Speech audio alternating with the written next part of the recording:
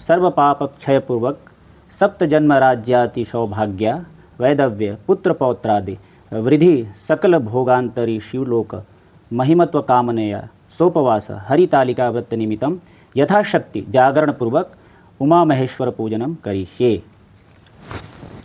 आपने संकल्प लिया कि हम अपने सुविधा के अनुसार भगवान शंकर और माँ पार्वती की पूजा कर रहे हैं। व्रत कोई रखा है, कोई नहीं भी व्रत रखा है, वो भी ये संकल्प कर सकता है। आपके हाथ में पुष्प है, बाद में जब कथा संपन्न हो जाएगी तो यहाँ पे चढ़ा दीजिए।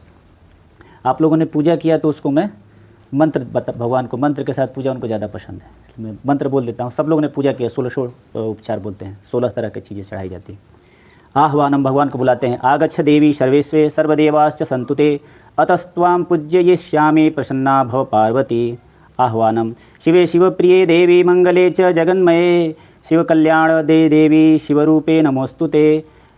पादमं, शिवरूपे नमस्तुस्तु शिवाय सततं नमः शिवप्रीत्ययुता नित्यं पादं मे प्रतिगृहतां। पादयतं संसारतापविश्वेच्छेदं कुरु मे शिववाहिनी सर्वकामप्रदे देवी अर्ध्यं मे प्रतिगृहतां। राजसौभाग्ये देवी प्रसन्ना भव पार्वती मंत्रेणानेन देवी त्वं पूजिता श्रीमहेश्वरी। लोकानां तुष्टिचकर्त्री च मुक्तिदा च सदा निर्मणां वाक्षितं देवी स्मे नित्यं दुरितं च विनाशः। पंचास्मिता स्नानम, मंदाकिनी गोमती च कावेरी च सरस्वती कृष्णा ततुंगभद्रा च शर्वः स्नानर्मथागतः। वस्त्रयोगं गृहावेदं देवी देवस्य बुल्भवे सर्वसिद्धिप्रदे देवी मंगलं कुरु मे सदा। चंदनेन सुगंधिं कर्पूरकुरुकर्मैः लेपयेतु सर्वगात्राणि भित्त्या च भरप्रिये। रंजिते कुंडने मैव अक्षतैव शुभोषणे पूज्ये विधिना देवी प्रसन्ना भव पार्वती। माल्यादीनि सुगंधिं माल्यातिदीनि वै प्रभो मया दत्तानि पूजयाः पुष्पाणि प्रतिगृहतां। चन्दनाग्नकस्तूरी कंकमाड्या मनोहरा भक्त्या दत्ता मया देवी धूपोऽयं प्रतिगृहतां। त्वं ज्योति सर्वदेवानां तेजसां तेज उत्तमम् आत्मज्योतिः परं धामं दीपोऽयं प्रतिगृहतां। नैवेद्यं गृहतां देवी भक्तिं मे निश्चलां कुरु स्थितं च वरं देहि परत्र च पराङ्गतिम्। इदं फलं मया देवी स्थातिं पुरतस्त्व येन मे फलं कर्म भजेन मन्मि जन्मनि। पुंगीफलं महदिव्यं नागबलिदैवदुत्तं कर्पूरेण समायुक्तं ताम्बूलं प्रतिगृह्यतां।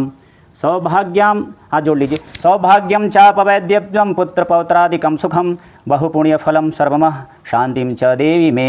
मंत्रहीनं क्रियाहीनं भक्तिहीनं यदीश्वरी पूजितासि महादेवी संपूर्ण च वदस्व मे। बोलिए शंकर भगवान की जय। ये मंत्र से जो जो उनको चाहिए हमने सब कुछ दे दिया। हम लोग उतना लायक नहीं कि भगवान को जो चाहिए सब कुछ दे सकते हैं, इसमें तो कोई शंका है नहीं। तो मंत्र से हमने जो जो हम नहीं भी लाए थे, जो उनको चाहिए सब कुछ मन में भावना से हमने उनको अर्पित कर दिया। अब ये बताइए आप लोग कथा कितनी देर सुनना है? आराम से करिए, है ना? नहीं बताइए, क्योंकि कथा तो बहुत छोटा ही है, और अगर थोड़ा समय है तो विस्तार से बताएंगे, तो शॉर्टकट बता देंगे। सब सुना के फिर विस्तार से बताइए। अच्छा ठीक है, कथा पूरी करके ठीक है। फिर वर्णानाम अर्थ संघानाम रसानाम सामपि मंगलानाम च कर्तारो वंदे वाणी विनायको वंदे वाणी विनायको। मंगलम भगवान विष्णु मंगलम गरुड़ध्वज मंगलम पुंडरीकाक्ष मंगलाय तनोहरि। सर्वमंगल मांगल्ये शिवे सर्वार्थ साधिके शरण्ये त्र्यंबके गौरी नारायणी नमस्तुते। गुरुर्ब्रह्मा गुरुर्विष्णु गुरुर्देवो महेश्वर गुरुर्साक्षात् परं ब्रह्म तस्मै श्री गुरुवे नमः। मनोजवं मारुततुल्यवेगं जितेन्द्रियं बोधिमतां वरिष्ठं वातात्मजं वानरयूथमुख्यं श्रीरामदूतं शरणं प्रपद्ये। लालदेह लालीलसै अरुधर लाल लंगूर वज्रदेह दानवदलना जय जय जय कपिसूर।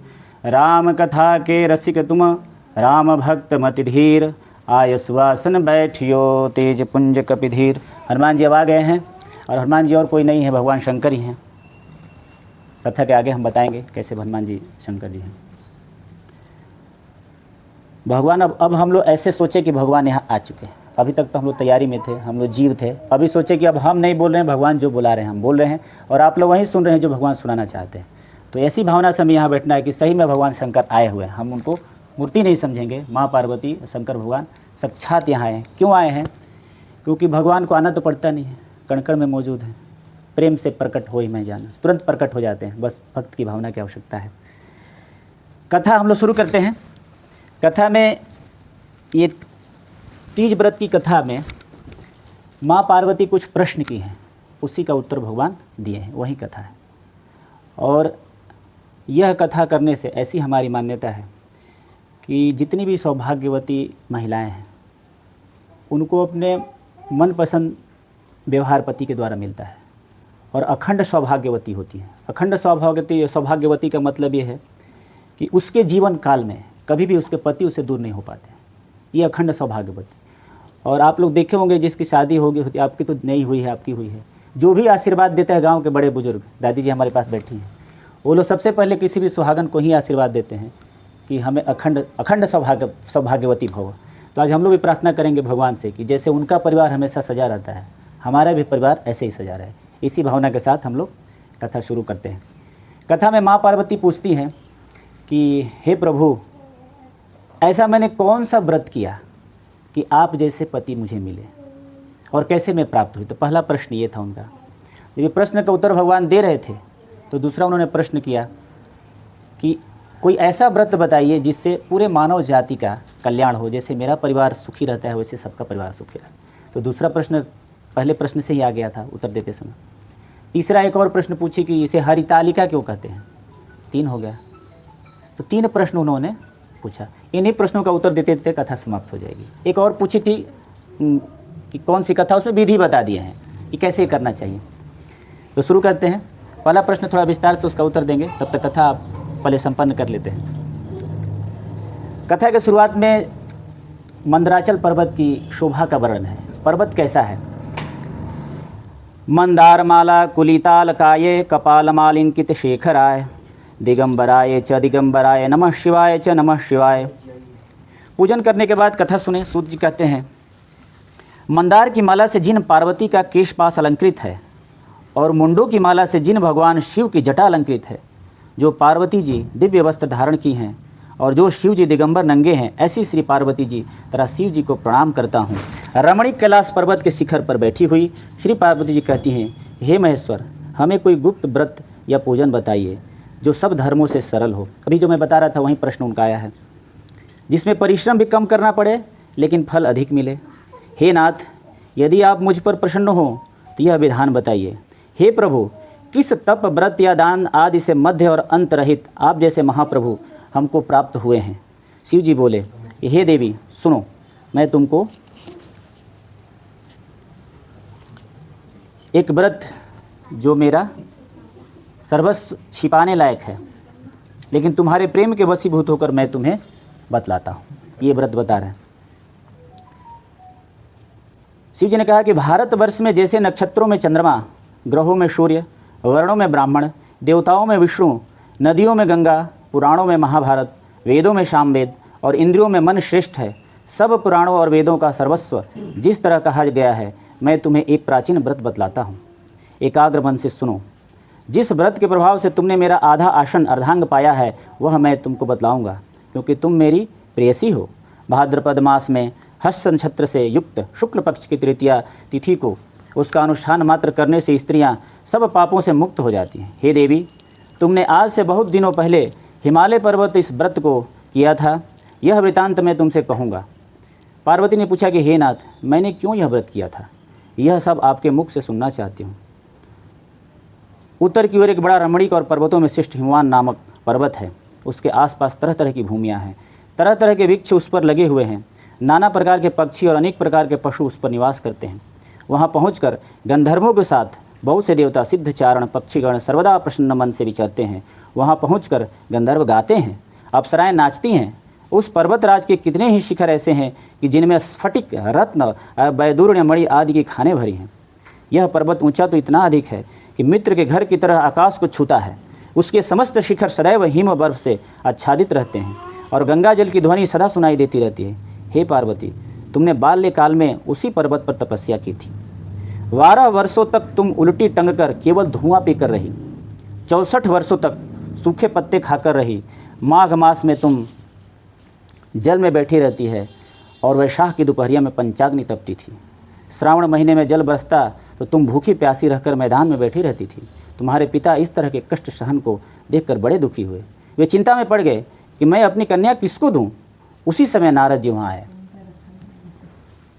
अब ये सोचने वाली बात है कि इतना देवी जी इतना क्यों तपस्या कर रही थी और उनको हिमालय पर्वत पर जाने की क्या आवश्यकता थी। उनको तो पता था कि नहीं कि शंकर भगवान को हमें चाहिए। उनके पिताजी को भी नहीं पता था, क्योंकि उनके पिछले जन्म की एक कथा थी। एक बार क्या हुआ, शंकर भगवान का विवाह माँ सती से हुई थी, लेकिन कोई संतान उत्पन्न नहीं हुआ था। अब क्यों नहीं उत्पन्न हुआ था, ये हमें जानना बहुत ज़रूरी है, क्योंकि अगर हम वो जान लेंगे तो आगे कथा में हमें ज़्यादा आनंद आएगा कि क्यों पार्वती जी शंकर भगवान के लिए ही पूजा करके उतना कष्ट रह रहे थे। एक दक्ष प्रजापति हुए, ब्रह्मा जी उनको पूरा तीनों लोकों का राजा बने। प्रजापति मतलब उस समय के बहुत बड़े राजा, से इंद्र से भी 100 गुना ज़्यादा उनके पास अधिकार थे और उनका सुख सुविधाएँ थी। उनकी बेटी थी सती। सती का ब्याह उन्होंने शंकर भगवान से किया था, लेकिन खुश नहीं रहते थे। शंकर भगवान के व्यवहार से उनको पसंद नहीं था, क्योंकि अगर शंकर भगवान का शरीर देखा जाए, उनका व्यवहार देखा जाए तो आम आदमी को पसंद नहीं आता है। और वो तो राजा थे, उनको लगता था कि हाव भाव में आए, हमारे घर आए तो फॉर्च्यूनर से कम आए। वो तो बाबा किस पे चलते थे आपको पता है, नंदीश्वर रहते थे। कपड़ा उनको पहनना नहीं है, उनको भस्म लगा के चलना है। गले में सर्प की माला है, जो कि सर्प को छू दे तो आदमी उसको गंदा समझता है। गंगा नदी सर पे चल रही हैं, चंद्रमा ललाट पे लगे हुए हैं, त्रिशूल लेके चल रहे हैं। वैसा किसको पसंद है? हमेशा भूतों के साथ। गले में अभी तो हमने पढ़ा कि नरमुंड माला है, ऐसा किसी को पसंद नहीं आता था। तो थोड़ा उन लोगों की आपस में अनबन रहती थी। एक बार क्या हुआ कि उनके पिताजी यज्ञ कराए, और यज्ञ जानबूझ करके इसलिए कराए कि मेरा वैभव चारों पूरे विश्व में फैल जाए और उसमें मैं शंकर को बेइज्जत कर दूं, ताकि हमें लगे उनको हमें सम्मान करें, हमारा ज़्यादा भाव दें हमें। यज्ञ कराए, लेकिन ब्रह्मा विष्णु महेश तीनों लोगों को नहीं बुलाए। जो सब संसार के पालन करता है, जो रचयिता है, उन्हीं को नहीं बुलाए और बाकी सब लोगों को बुला लिया। लेकिन जब यज्ञ हो रहा था तो माँ को भी नहीं पता था कि मेरे पिताजी यज्ञ कर रहे हैं। सती माता को किसी कारण से पता चला। एक्चुअली देवता लोग जा रहे थे पुष्पक विमान से, तो कैलाश पर्वत के ऊपर से ही जा रहे थे। तो माता जी पूछी कि कहाँ विमान जा रहे हैं, तो शंकर भगवान तो जानते ही थे, लेकिन शांत बैठे थे। आप देखे होंगे शंकर भगवान का स्वभाव ऐसा है कि वो ज़्यादा बोलते नहीं हैं, शांति रहते हैं। उनको सब पता होता है, फिर भी शांत रहते हैं। लेकिन जीव बार बार उनको तंग करता है तभी कुछ करते हैं। आप जितना ज्योतिर्लिंग देख लीजिए, कहीं बीच शहर में कहीं नहीं है, वो छिप के जाकर बैठे हुए हैं। फिर भी हम लोग क्या कोशिश करके उनको पकड़ लाते हैं। केदारनाथ चले जाते हैं, हिमवान पे, वैसे शांति से अपना तपस्या। और तपस्या में क्या करते हैं, सदैव भगवान राम का नाम लेते रहते हैं। उनके हृदय में राम जी बसते हैं और राम जी के हृदय में वो बसते हैं। देवी परेशान हो रही थी, उनको इस चीज़ का ज्ञान नहीं था कि हमें क्या क्या करना चाहिए। पूछी कि क्या हो रहा है, विमान कहाँ जा रहा है, लग रहा है कुछ देवलोक में बड़ा उत्सव होने वाला है। तो बार बार जिद करने से बाबा बताए कि तुम्हारे पिताजी ही उत्सव करा रहे हैं, बड़ा यज्ञ करा रहे हैं और वहीं सब लोग जा रहे हैं। तो इनको बड़ी दुख हुई, हमको नहीं बताया पिताजी, लेकिन छुपा दी थोड़ी बात को। सोची कि पिताजी की क्या शिकायत करूं। शंकर भगवान बताया कि बोली कि हो सकता है छूट गया हूँ, तो घर के आदमी चले जाना चाहिए। बार बार जिद करी माँ, तो फिर बाबा बोले कि देखो जाओगे तो अच्छा तो होने वाला नहीं है। उन्होंने बताया है, रामचरितमानस में लिखा भी है कि आवत ही हर्षे नहीं नैनन नहीं सने, आवत ही हर्षे नहीं नैनन नहीं सने, तुलसी तहान जाइए चाहे कंचन वर्षे में। करें शंकर भगवान कि अगर आपके जाने से कुछ बुलाने वाले के मन में, आँखों में खुशी न दिखे, उसके चेहरे पे खुशी ना आए, तो वहाँ नहीं जाना चाहिए। वहाँ जाने से शुभ नहीं होता है। फिर भी आपके पिताजी हैं तो पिताजी घर तो जा ही सकती हैं, देख लीजिए आपको जाना है तो जाइए। तो बोले आप नहीं चलेंगे? बोले नहीं, मैं जाऊँगा तो एक पुरानी और कथा, वो कथा भी नहीं बताऊँगा, मैं बाद में कभी मौका मिले बताऊँगा। तो जब वो कथा बताया शंकर भगवान, तो बोली कि नहीं सही बात है, आपको नहीं जाना चाहिए। वो एग्री हो गई। फिर माता सती जी गई वहाँ जब गई तो देखी कि सारे देवताओं का यज्ञ में भाग रखा हुआ था, लेकिन शंकर भगवान के लिए नहीं रखा हुआ था। उनको जानबूझ करके अपमान करने के लिए उन्होंने ऐसी व्यवस्था रची थी।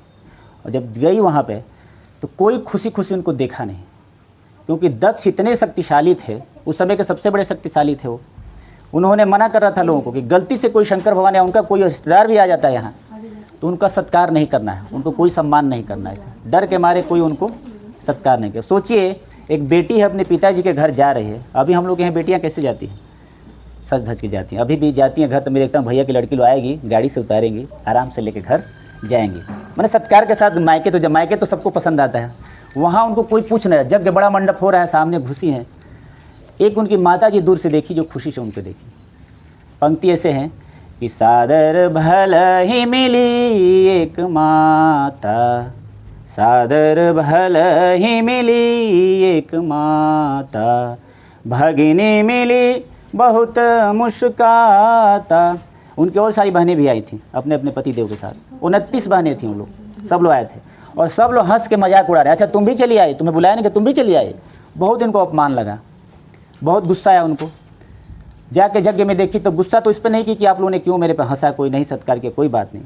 जब देखी कि यज्ञ में शंकर भगवान के लिए कोई भाग नहीं रखा हुआ है तो बहुत दुखी हुई।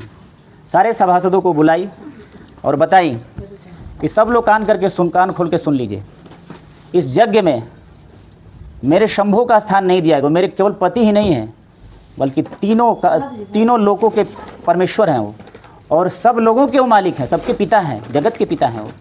और जिस यज्ञ में शंभू का, संत का और विष्णु भगवान का, श्री हरि भगवान का स्थान न रखा जाए, वहाँ मेरा रहना उचित नहीं है।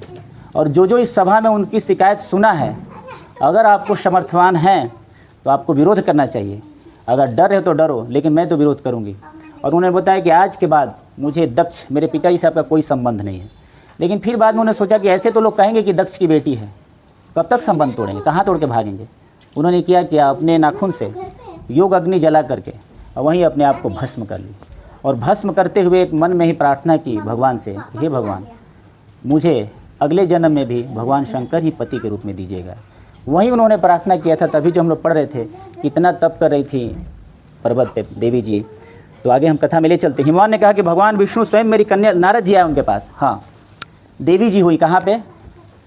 पर्वत पे, हिमवान पर्वत पे।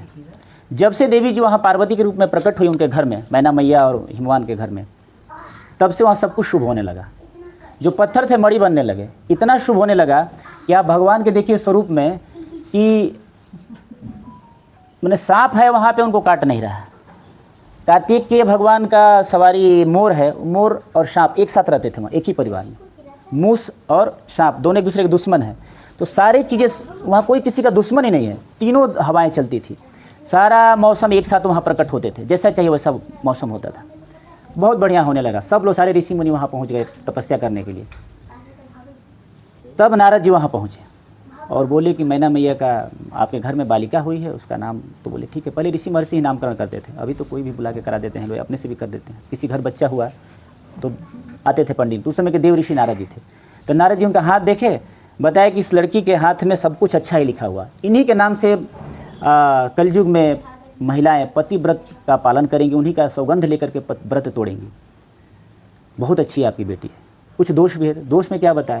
दोष में बताया कि इनका जो पति होगा, तो पति का जो शब्दावली यूज किए हैं वो एक्चुअली कहना कुछ और चाहते थे, लेकिन मैना मैया और हिमवान समझ लिए कि लग रहा है कि मेरी बेटी के भाग्य में उनके स्वरूप का, बाबा के स्वरूप का वर्णन उन्होंने किया कि जो वर होगा अमान होगा। अमान मतलब वो समझ गया कि कोई इनका मान ही नहीं करेगा, नंग होगा, वस्त्र नहीं पहनेगा, भस्म लपेट के घूमेगा, भूतों के साथ रहेगा, इसको कोई संसारिक ज़िंदगी से कोई लेना देना नहीं रहेगा, ऐसा तुम्हारा पति होगा। तो कोई भी माँ दुखी तो होगी। किसी की बेटी का आप वर ढूंढने जाइए, आके बताया कि ऐसी ऐसी बेटी के लिए ढूंढा हूँ, तो माँ तो दुखी होंगी, दुखी हो गई। तो नारद जी बताया कि वो पूछी कोई उपाय नहीं है, कोई अनुष्ठान करके तो कर्मकांड बदला जा सकता है। बोले नहीं, विधाता जी जो लिख दिया है कैसे बदलेंगे। एक काम हो सकता है, अगर ये सारे दोष जो हैं, अगर आपकी बेटी तप करके शंकर भगवान को प्रसन्न कर लेती है, उनसे अगर ब्याह हो जाए तो सारे दोष गुण में बदल जाएंगे। क्योंकि जो समर्थवान होता है उसका लोग दोष नहीं देखते हैं, गुण ही सब देखता है। उसको गलती भी करेगा तो कुछ सब अच्छा ही करना, नहीं बहुत अच्छा वो कर रहे हैं। तो ये बात उनको, पार्वती जी को समझ में आ गया कि अच्छा जो पिछले जन्म का मैंने वरदान मांगी थी, लग रहा है इशारा उधर हो रहा है, राम जी हमें वो वरदान दे चुके हैं। तो तब से वो दुखी नहीं हुई। पार्वती जी माँ को समझाने लगी कि माँ दुखी मत होइए, जो मेरे भाग्य में विधाता ने लिख दिया मैं उसी को अच्छा घर सजा करके रखूँगी, चिंता मत करिए। उसके बाद क्या हुआ, शंकर बाबा तब तक उस समय तपस्या में थे। शंकर भगवान को राम जी भी बता दिए थे कि आपको मेरे कहने से ब्याह तो करना ही पड़ेगा, क्योंकि ब्याह से वो मन उनका उठ चुका था। पिछले जन्म में जो घटना घटी थी सती जी का, वो घटना के बाद शंकर भगवान का पूरा शरीर लेकर के 52 शक्तिपीठों पे दौड़ दौड़ काट काट के छोटा छोटा गिरा। आज भी शक्तिपीठ जो 52 शक्तिपीठ है देवी जी का, पार्वती माँ का शरीर का एक एक टुकड़ा कट के गिरा हुआ है। वो बहुत विरक्त हो गए थे। उसके बाद समाधि में चले गए थे। समाधि में जब गए तो उसी दौरान एक तारकासुर नामक राक्षस जो हमारे बक्सर में हुआ, जहाँ का मैं रहने वाला, वो राक्षस ब्रह्मा जी को प्रसन्न करके वरदान मांग लिया। वरदान क्या राक्षस मांगते थे कभी भी, हमें मरना नहीं है। पहला वरदान उनका यही रहता था, मरना नहीं है। लेकिन ब्रह्मा जी बोले कि 6 चीज़ें तो हमारे पास रहेगी, जीवन मरण हानि लाभ यश अपयश, ये हमारे पास फिक्स है, किसी को नहीं दे सकते, ये हमारे अनुसार चलेगा, तुम मरने के अलावा कुछ मांग लो। तो उसको लगा कि पिछली बार शंकर भगवान 87 वर्ष गए थे तपस्या में, समाधि में गए थे, इस बार तो कम से कम पुराना रिकॉर्ड तोड़ेंगे ही, डबल हो सकता चले जाए। ऐसा कुछ प्रोमोटेशन कम्बिनेशन में बिठाया तो कि ऐसा मांगो वरदान ताकि मैं अमर टाइप ही रहूं। तो क्या मांगा वरदान कि मैं उसी से मरूं जो शंकर भगवान का पुत्र हो। उसको पता था शंकर भगवान का ब्याह होने से रहा, कोई लड़की है नहीं, पुत्र कैसे होगा। तो ब्रह्मा जी बोले कि ठीक है, आपको वरदान दिया, तथास्तु कर दिए। अब तारकासुर को जब मिल गया तो देवता लोग क्या, दानव क्या करेगा, पहले देवता पे अप्लाई कर देता था, सबको तंग, पूरा त्राही मचा दिया, संसार में सब लोग परेशान। किसी देवता लोग को कोई न यज्ञ करने दे रहा है, न कोई पूजा पाठ, कुछ भी नहीं करने दे रहा है। तो देवता लोग स्तुति करने गए भगवान के पास, शंकर भगवान के पास कि हे भगवान, उनको तो पता था कि उनका पुत्र होगा तभी वो मरेगा। तो गए उनके पास, जा कर के स्तुति किए शंकर भगवान का। स्तुति करने के बाद शंकर भगवान को बोले कि आपका हम लोग ब्याह देखना चाहते हैं। शंकर भगवान तो समझ गए कि ब्याह तो देखने ये लोग आए नहीं है, कष्ट है, कष्ट को। शंकर भगवान तैयार हो गए, ठीक है ब्याह करेंगे। लड़की तो देखो आप लोग, लड़की कहाँ है, पार्वती जी थी। सब तो ऋषियों को भेजे वहाँ पार्वती जी को समझाने के लिए कि आप तपस्या करो। तो ये तपस्या पार्वती जी कर रही हैं। उसी तपस्या से शंकर भगवान प्रसन्न हुए। भगवान विष्णु स्वयं मेरी कह रहे हैं उनके पिताजी कि भगवान विष्णु स्वयं मेरी कन्या को वर्ण के, नारद जी जाकर उनको समझा रहे हैं कि आप एक काम करिए, शंकर भगवान सब शादी मत करिए, क्योंकि वो टेस्ट लेना चाहते थे माँ पार्वती का कि सही में वो प्रेम कर रहे हैं, सही में तपस्या कर रहे हैं, शंकर भगवान के साथ ही शादी करना चाहती हैं कि नहीं। तो जाके क्या किए, उन्होंने बोला कि तुम्हारे लिए एक लड़की, तुम्हारी लड़का एक देख लिया हूँ, विष्णु भगवान। विष्णु संसार के सबसे बढ़िया वर हैं, उनके पास सब कुछ है, ऐसा कुछ भी नहीं है जो तुम्हें दे नहीं सकते हैं। तो सब चाहता है कि भाई वैसे ही घर में शादी हो। पिताजी तो खुश हो गए हिमरान। हिमवान कहते हैं कि भगवान विष्णु स्वयं मेरी कन्या ले रहे हैं और आप यह संदेश लेकर आए हैं तो मैं उन्हें अपनी कन्या जरूर दूंगा। हिमवान की इतनी बात सुनकर मुनिराज नारद आकाश में विलीन हो गए। वे पीताम्बर, शंख चक्र और गदाधारी भगवान विष्णु के पास पहुँचे। वहाँ हाथ जोड़कर नारद जी ने भगवान विष्णु से कहा कि हे देव सुनिए, मैंने आपका विवाह पक्का करा दिया है। उधर हिमवान ने पार्वती के पास जाकर कहा कि हे पुत्री, मैंने तुम्हें भगवान विष्णु को दे डाला है। तब पिता की बात सुनकर तुम बिना उत्तर दिए ही अपनी सखी के घर चली गई। वहीं ज़मीन पर पड़कर तुम बड़ी दुखी होती हुई विलाप करने लगी। तुमको यह इस प्रकार विलाप करती हुई देखकर सखी बोली कि तुम क्यों इतनी दुखी हो, इसका कारण बताओ। तुम्हारी जो कुछ इच्छा होगी मैं यथाशक्ति उसको पूरा करने की चेष्टा करूँगी, इसमें कोई संशय नहीं है। पार्वती बोली, मेरी जो कुछ अभिलाषा है उसे तुम प्रेम पूर्वक सुनो। मैं एकमात्र शिव जी को अपना पति रूप में वर्ण करना चाहती हूँ, इसमें कुछ भी संशय नहीं है। मेरे इस विचार को पिताजी ने ठुकरा दिया है, इससे मैं अपने शरीर को त्याग दूंगी। पार्वती की इस बात को सुनकर सखियों ने कहा कि शरीर का त्याग ना करो, चलो किसी ऐसे वन को चले जहाँ पिता को पता न चले। ऐसी सलाह कर तुम वैसे वन में जा पहुँची। उधर तुम्हारे पिता घर घर में खोजने लगे। दूतों द्वारा भी खबर लेने गए कि कौन देवता या किन्नर मेरी पुत्री को हर गया है। उन्होंने मन ही मन कहा कि मैं नारद जी के आगे प्रतिज्ञा कर चुका हूँ कि अपनी पुत्री भगवान विष्णु को दूंगा। ऐसा सोचते सोचते हिमवान मूर्छित हो गए। गिरिराज को मूर्छित देखकर सब लोग हाहाकार करते दौड़ पड़े।